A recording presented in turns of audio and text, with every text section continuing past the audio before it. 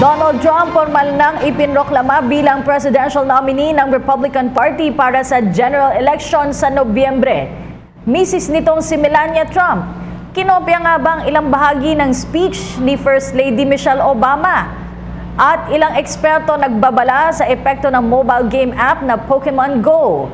Ang mga balita mula sa labas ng bansa, hatid ni Pauline Requesto. Ipinroklama na ng Republican Party ang business mogul na si Donald Trump bilang standard bearer ng partido sa US presidential elections. Nakakuha si Trump ng mayorya ng mga delegado na umabot sa 1,237 na kinakailangan para maselyuhan ang nominasyon. Nagsalita naman sa ikalawang araw ng National Convention si Donald Trump Jr. at Tiffany Trump. Sumentro ang kanilang mga talumpati sa pagiging ama ni Donald Trump at sa mga pulisiyang maaasahan sakaling maluklok ang kanilang ama sa pwesto.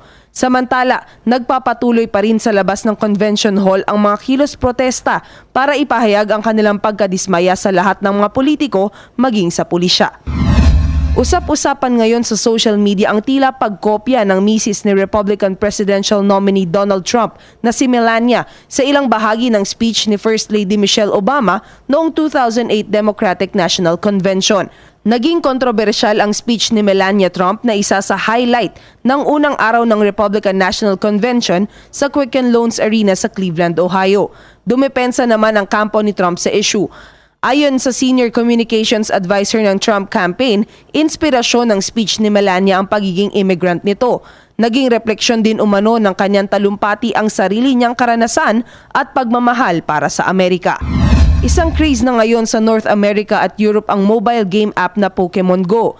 Bagamat marami ang nag-e-enjoy sa paglalaro nito, nagbabala ang ilang eksperto hinggil sa negatibong maidudulot ng naturang mobile app. Una nang napabalita ang insidente ng car accident sa buong US habang naglalaro, habang ang ilan naman ay nananakawan at ang ilan muntik nang malaglag sa bangin. Ayon kay Todd Richmond ng University of Southern California, normal lang na makiuso subalit kadalasang hindi na nag-iisip ang mga tao bago makisabay sa bagong trend. Nagbabala si Richmond na posibleng maging addictive ang digital technology at maaaring magsanhi ito ng pagbabago sa kilos at ugali ng isang tao. Aniya, hindi malayong maging bahagi na ng ating buhay ang augmented reality gaya ng Pokemon Go.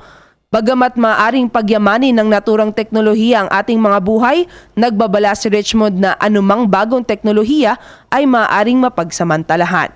Para sa PTV News, ako si Pauline Requesto. Ako po si Cathy San Gabriel. Subscribe na sa PTV YouTube channel. I-click lang po ang subscribe button.